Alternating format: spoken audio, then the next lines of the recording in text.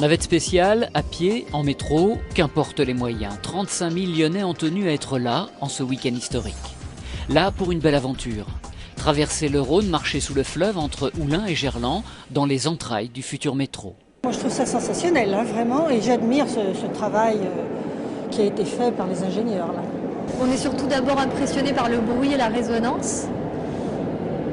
Et puis se dire qu'on est sous le Rhône aussi, c'est quelque chose qui est impressionnant. Vous n'avez pas peur? Non, pas du tout. Non, c'est costaud là, il y a du lourd. À 40 mètres sous l'eau se dévoile un tunnel de 10 mètres de diamètre. Et aux Lyonnais d'imaginer les 140 000 tonnes de terre déplacées, les travaux pharaoniques effectués, sans oublier les ingénieurs, les ouvriers qui nuit et jour ont travaillé ici pour eux. On avait un tunnelier immense, 10 mètres de diamètre quasiment, c'est-à-dire haut comme un immeuble de 3 étages.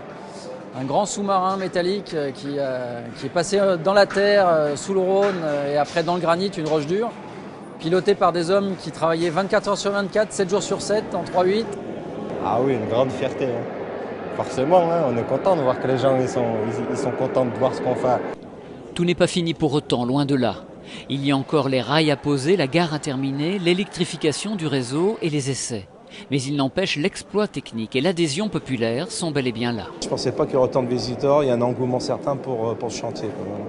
Et on a tous hâte effectivement de prendre le métro fin 2013. Du coup on se rend compte de tout le travail que c'est, de tout le travail que c'est. Et c'est vrai que c'est beau quand même, c'est quand même un exploit. On cavale, on descend dans la station, on prend le métro, on sort de la station, et puis on ne s'est même pas posé la question. Tandis que là, ils se sont posé la question des transports en commun et de la façon dont ça fonctionne et ce qu'il faut faire en amont pour les faire fonctionner. Prochain rendez-vous que les Lyonnais évidemment ne manqueront pas, le 11, 12, 13, le 11 décembre 2013, date de l'entrée en service.